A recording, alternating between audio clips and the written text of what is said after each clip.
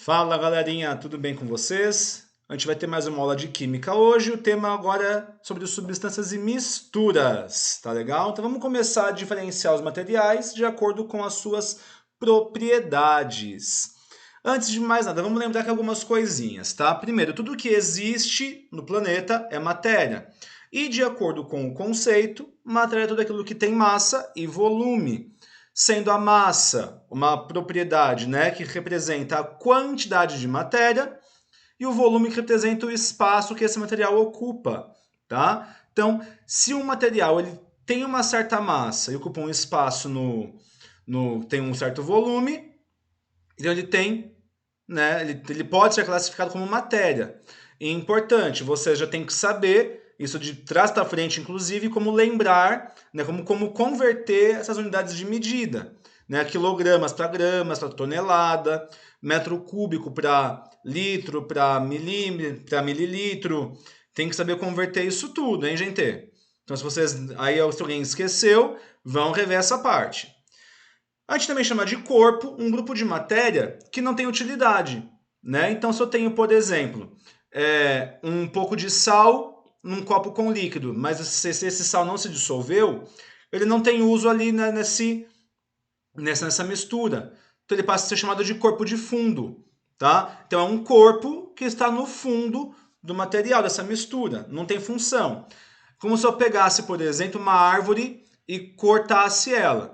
Na hora que ela cai, ela não tem mais utilidade nenhuma para a natureza. Ela vai morrer, não vai mais fazer fotossíntese, então vai perder sua utilidade. Então ela vai ser um corpo. A partir do momento que a gente pega um corpo e molda ele, né, transforma ele e dá uma utilidade a isso, a gente construi um chamado objeto. Tá? Então, se eu pegar essa árvore que era cortada, que era um corpo, e dela fazer uma cadeira, fazer uma mesa, fazer tora para fazer lenha, isso vai acabar virando um objeto, porque isso vai ter uma utilidade depois de transformado.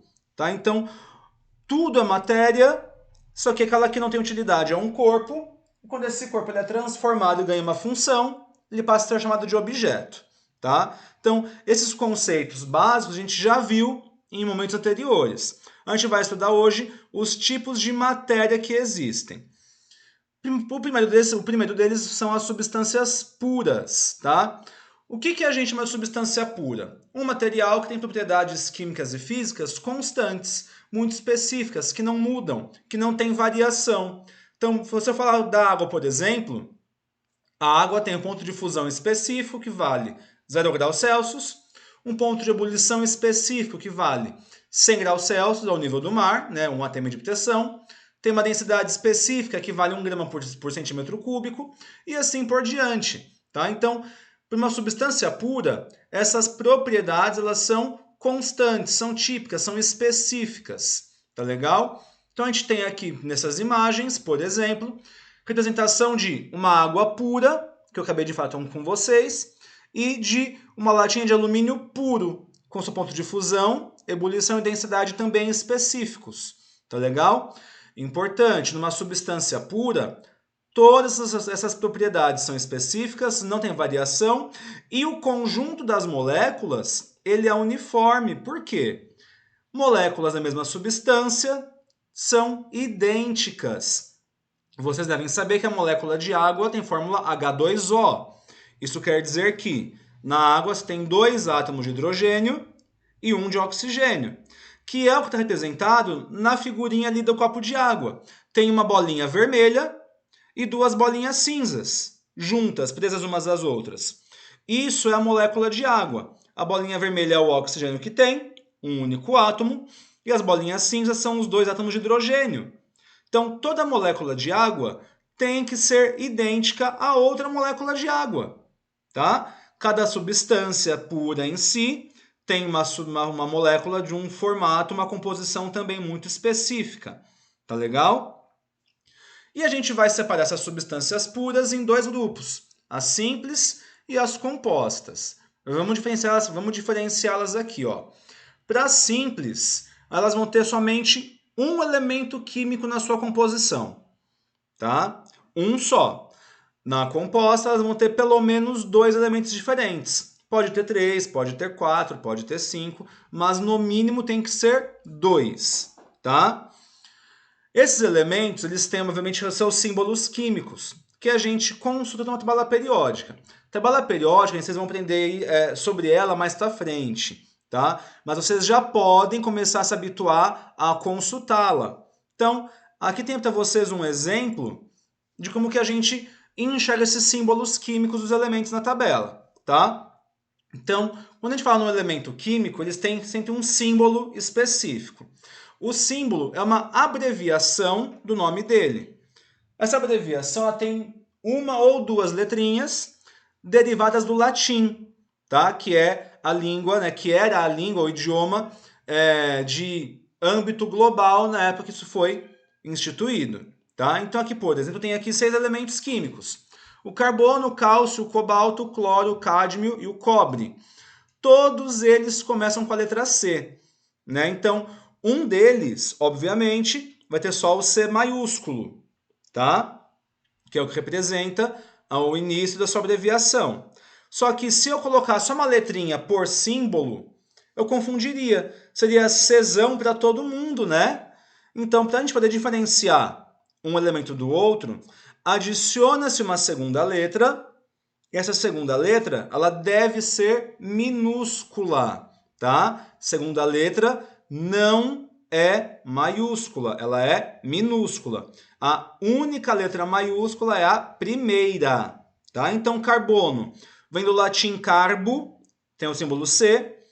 Cálcio vem do latim calcium, símbolo Ca, né? Não pode ser somente o C porque seja só do carbono. Cobalto vem do latim cobaltum, que é Co. Cloro vem do latim chlorum, que o símbolo é Cl. Ah, mas professor, não tinha que ser CH o símbolo do cloro, então? Se a gente fosse para a língua portuguesa, eu concordo, CH. Só que é o seguinte, isso vem do latim. E no latim, nesse caso, o H ele não tem som. Né? A pronúncia chlorum é como se viesse o C depois o L. Então, como o H aqui não tem som, ele não entrou para o símbolo do elemento, tá? Cádmio vem do latim cadmia, que também seria Ca, só que Ca já é o cálcio, então ele colocou a segunda letrinha que é o Cd, tá? E cobre vem do latim cuprum, por isso que virou o símbolo Cu, né? A gente costuma dizer que o cobre é o Cu da química, por conta do símbolo dele ser Cu, né? Do latim cuprum, beleza? E as fórmulas químicas, elas representam como a gente escreve os elementos de uma substância. Então, por exemplo, tem aqui uma molécula que tem um átomo preto e 2 átomos vermelhos, tá? Pela legenda, o preto é um átomo de carbono e o vermelho é o oxigênio. Então, o que a gente percebe? Que nessa molécula toda existe um átomo de carbono, que é esse átomo preto, e 2 átomos de oxigênio, que são essas duas bolinhas vermelhas, tá? Então, se eu tenho um carbono e 2 oxigênios, a fórmula química fica como CO2, que está até ali do ladinho, inclusive, ó. Então, escrever CO2 me indica o quê? Que eu tenho 2 elementos nessa substância. O elemento carbono, que é o Czão, e o elemento oxigênio, que é o Ozão, tá? Só que eu tenho 3 átomos nessa fórmula. De carbono é um só, já que é uma bolinha preta só, é um átomo só. E são 2 átomos de oxigênio. Por isso que vem o 2 ali depois do O. Ah, mas professor, não tinha que vir então o 1 também depois do C? Não, não precisa, porque imagina só. Se eu já escrevi a letra C, que é o símbolo do carbono, isso quer dizer que o carbono já existe ali, nessa fórmula. Se ele já existe, pelo menos um átomo dele tem. Então, se eu já tenho certeza que pelo menos um átomo existe, eu não preciso dizer que tem um átomo, porque isso eu já sei que tem. Então, em química, o número 1 ele pode ser omitido nesses casos, tá? Agora, o O2, não, o 2 eu preciso escrever, por quê? Eu tenho especificamente 2 átomos de oxigênio. Se eu não tivesse ali o número 2 depois do O, indicaria o quê? Que teria apenas um átomo também. Então, quantidades maiores do que 1, de 2 para cima, elas precisam ser escritas nas fórmulas, tá legal? Numa aula mais futura, a gente vai aprender como que a gente escreve essas fórmulas bem direitinho e o que é cada item dessas fórmulas, tá legal? Então, nas substâncias simples, tem só um elemento químico. Então, olha só. Aí eu tenho as bolinhas laranjas, né, amarelas, são de gás hélio. Elas estão separadas, elas não se juntam, elas não se prendem uma à outra. Então, cada bolinha é um átomo e cada átomo é uma substância do gás hélio, tá? Só tem o elemento hélio. No gás ozônio e no gás oxigênio, só tem átomos vermelhos, né? Não importa se eles são 2 átomos vermelhos juntos ou 3 átomos vermelhos juntos. O que importa é que esses átomos vermelhos, por serem da mesma cor, aqui representados, eles são também do mesmo elemento químico, tá? Que nesse caso é o elemento oxigênio. Então, olhando ali para o gás ozônio, o que a gente percebe? Que cada conjunto tem 3 átomos presos uns aos outros, certo? Portanto, a fórmula do gás ozônio é O3. O3 por quê? O é o símbolo do elemento oxigênio, que é o que forma essa molécula, e 3 é a quantidade de átomos que se usa desse elemento oxigênio, por molécula. Tudo bem? Embaixo tem o gás oxigênio, que são 2 bolinhas vermelhas ligadas umas às outras. Então, o símbolo, né, a fórmula do gás oxigênio é O2. Usa o símbolo do elemento oxigênio e coloca depois a quantidade de átomos desse elemento que existem nessa substância, que nesse caso são 2. Tudo bem?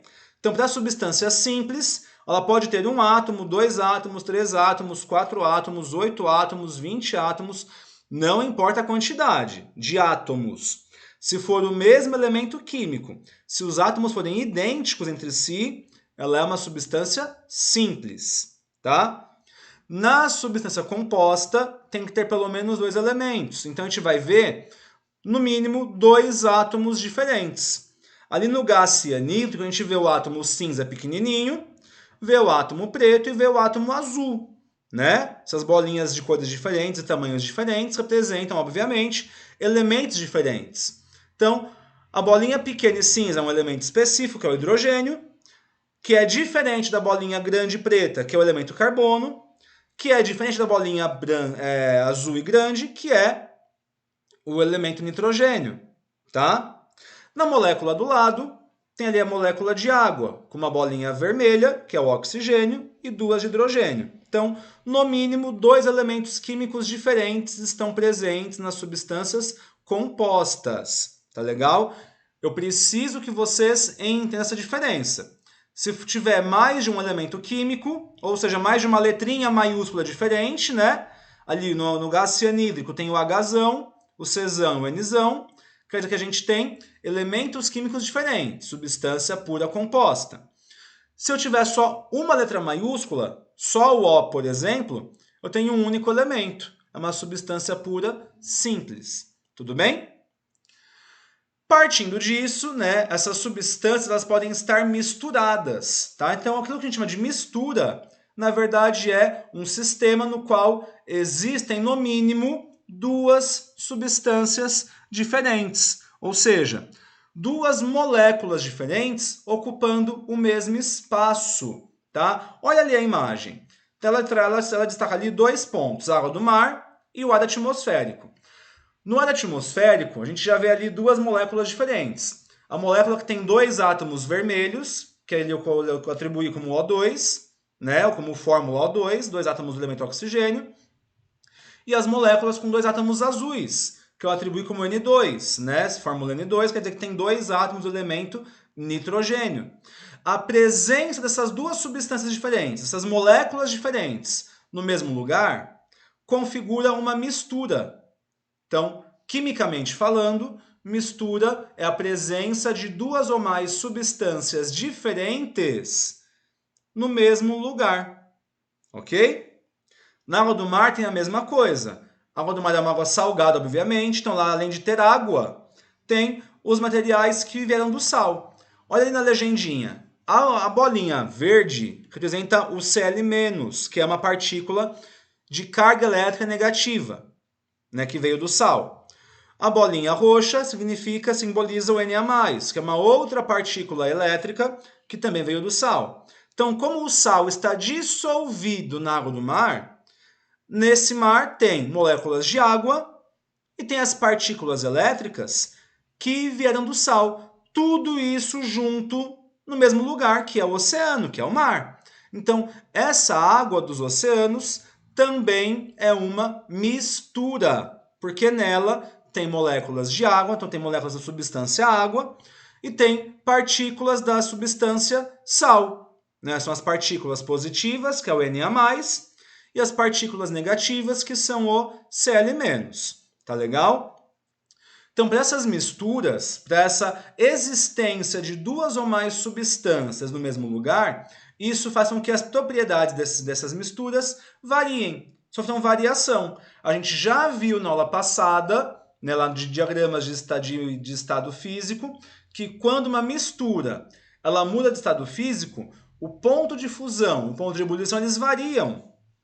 Né? Tem só uma variação para a fusão e para a ebulição. Então, essa variação é típica das misturas, porque tem mais de um material, tem mais de uma substância diferentes misturados. Tá? Essas misturas são divididas em duas classificações. Ou elas são homogêneas, ou elas são heterogêneas. Diferença.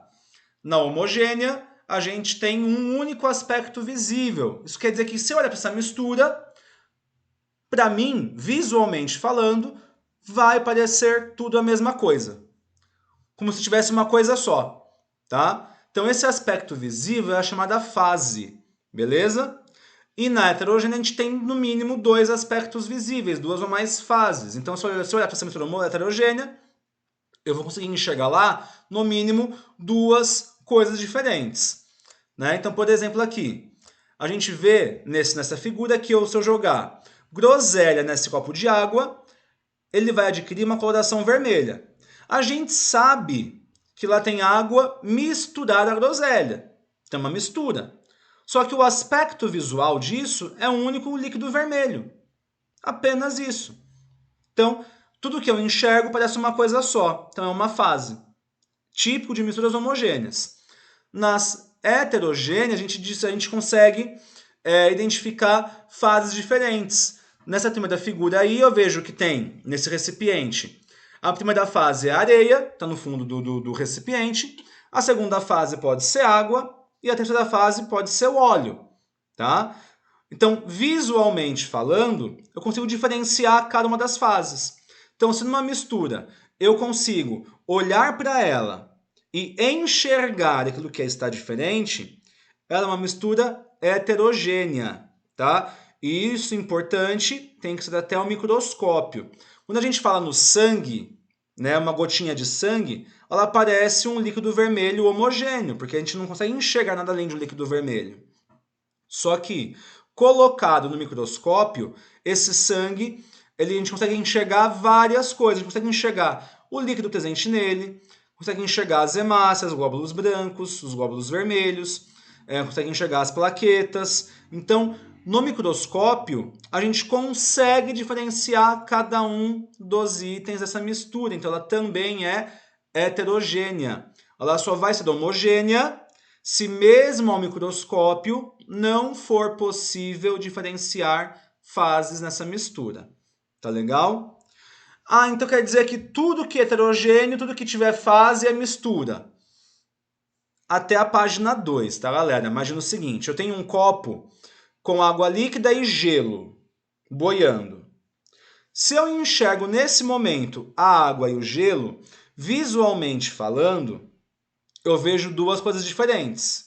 Né? Eu vejo água líquida e vejo gelo. Então, visualmente falando, eu tenho ali duas fases. Só que o gelo também é feito de água. Então, na real, eu tenho ali apenas água nesse copo. Eu tenho água no estado líquido e água no estado sólido. Então, nesse copo eu não tenho uma mistura. Mas então ele pode ser heterogêneo? Pode, a gente vai chamar isso de sistema heterogêneo. Tá? Quando a mesma substância se apresenta em estados físicos diferentes. Cada um vai ser uma fase.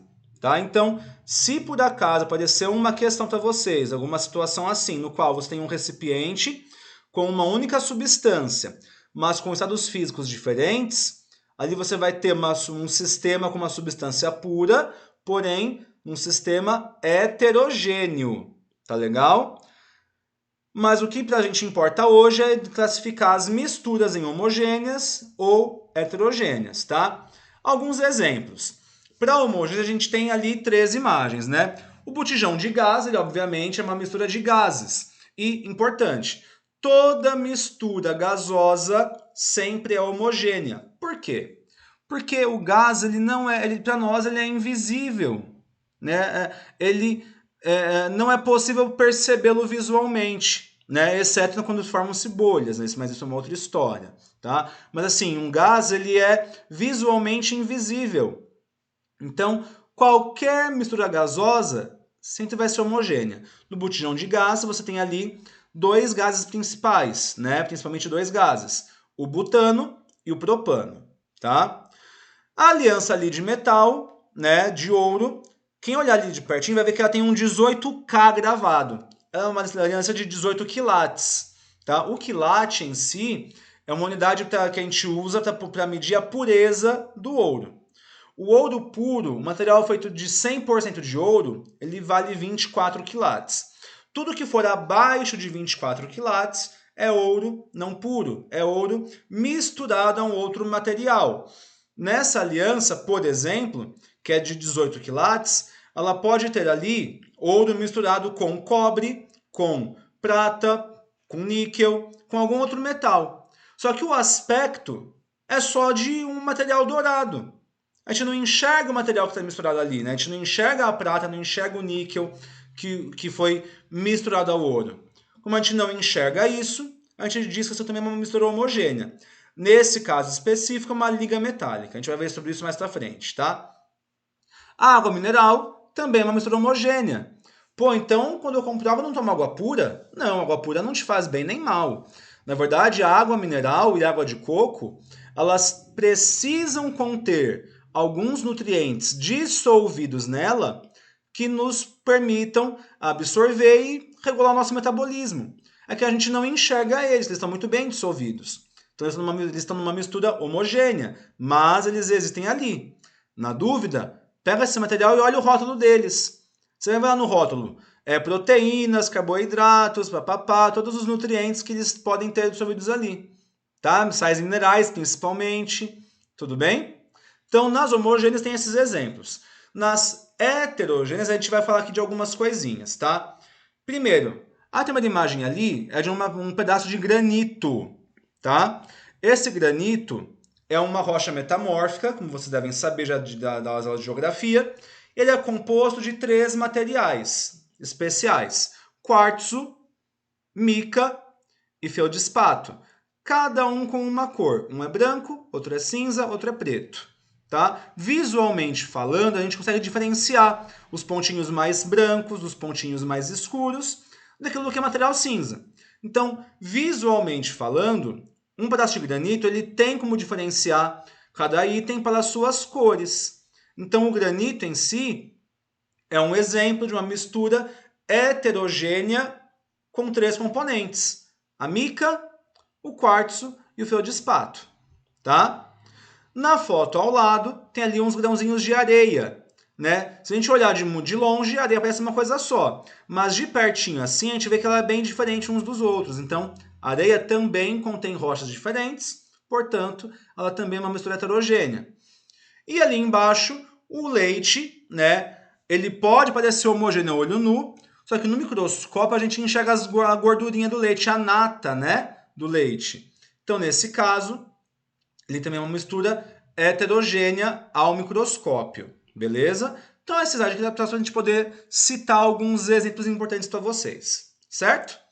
Agora, dependendo da mistura, eu posso ter ali diferentes quantidades de fases e componentes, tá? A gente já sabe que a fase é aquilo que a gente enxerga na mistura, é o aspecto visual dela, e os componentes são as substâncias misturadas, certo?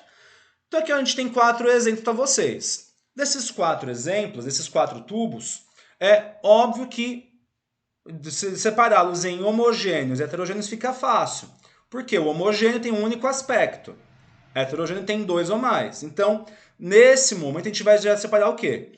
O tubo 1 é homogêneo, ou também a gente pode chamar de solução isso, tá? Dá no mesmo, falar em mistura homogênea ou solução é a mesma coisa.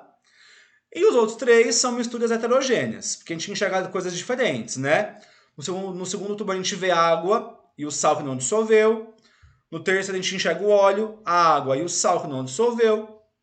E no último tubo a gente enxerga a água e o granito, certo? Então, classificar isso em homogêneo e heterogêneo fica fácil. O que a gente vai fazer agora é determinar numericamente quantas fases e componentes eles têm, tá? Então, primeiro o sistema ali. Ele tem uma fase só, já que ele tem só um único aspecto visível. Então, a gente vai dizer que ele é um sistema monofásico, tá? Mono quer dizer um, fásico quer dizer fase. Então, ter uma fase só nos permite classificar em um sistema monofásico.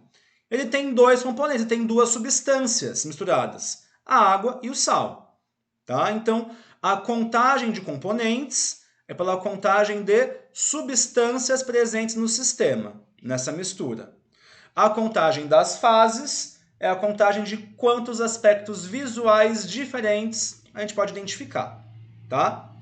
No segundo tubo, a gente tem 2 fases, que a gente enxerga a água com sal e enxerga o sal que não dissolveu embaixo. Então, como é possível ver as duas, né, essas 2 fases, a gente diz que ele é um sistema bifásico, bi2, fásico, fase, tá? Que também tem 2 componentes, a água e o sal. Ah, mas e o sal que o sal não contaria como 2? O sal que dissolveu, o sal que não dissolveu? Vamos pensar aqui. Se o sal dissolveu, uma parte do sal dissolveu e outra parte não dissolveu, isso é um fator específico, mas ainda assim não deixou de ser sal. Tá? Então a substância é uma só, sendo que uma parte teve um comportamento e outra parte teve outro comportamento. Tá legal? Então, água e sal são 2 componentes, 2 substâncias, que nesse caso estão num sistema bifásico. No terceiro tem um sistema com 3 fases, né? A gente enxerga o óleo, enxerga água com sal, né? Água com sal dissolvida, a gente enxerga a água, né? Na verdade, e enxerga o sal que não dissolveu. Então, se tem 3 fases, ele é um sistema trifásico, que tem 3 componentes nesse caso. Tem a água, tem o sal e tem o óleo. Beleza? Então, 3 fases, 3 componentes. E no último frasco, a gente vê que é um sistema que tem 4 fases. Pô, mas eu só enxergo a água e o granito. Não são 2 fases só? Não esquece que granito diferencia pela cor. O granito em si, só ele já tem 3 fases. Da mica, do quartzo e do feldspato. Então, só ele já são 3 fases. A quarta fase é da água com sal. Tá? Então, se ele tem 4 fases, ou se tiver mais de 4 fases, se tiver 5, 6, a gente classifica isso como um sistema polifásico. Poli quer dizer várias, fásico, fases. Tá legal? Ele tem ali, então, 5 componentes. A água e o sal são 2, e os 3 do granito que completam os 5. Tudo bem? Então, de novo, vamos reforçar, a contagem das fases é pela quantidade de aspectos visuais que você identifica. A contagem dos componentes é pela contagem de substâncias que estão presentes na mistura, independente de estado físico delas ou comportamento. Beleza? Então, isso tem que ficar bem claro, galera. Então, resumindo essa história toda, né, aquilo que é matéria, aquilo que existe na natureza, pode ser dividido em 2 partes. Ou é substância pura, ou é mistura. Substância pura ela pode ser simples ou composta, nesse caso, né, nessas imagens aqui nessa figura. Os fios de cobre têm somente átomos de cobre, então tem só um elemento químico específico, por isso é uma substância simples. E o copo com água é uma substância pura composta, porque por mais que eu tenha somente água nesse copo, a molécula de água tem 2 elementos diferentes. Então, de novo, na substância simples, um elemento só. Nessa figura é só o cobre. Na composta, no mínimo, 2 elementos. Nesse caso, o elemento hidrogênio e o elemento oxigênio formando a molécula de água, tá? E pode ser uma mistura que vai ser tanto homogênea quanto heterogênea, tá? Na homogênea a gente não enxerga aquilo que está misturado, tá? É impossível identificar isso visualmente, mesmo ao microscópio. E na heterogênea a gente enxerga tudo bem direitinho, ao microscópio ou não, tá legal? Então, galera, esse conteúdo dessa aula encerramos aqui. Eu espero que tenham entendido. Qualquer dúvida, me escrevam, curtam o vídeo, compartilhem, espalhem o conhecimento para quem precisa e para quem quer, tá bom? E a gente se fala na próxima aula. Um beijo grande para vocês, fiquem bem, bons estudos e até mais. Valeu!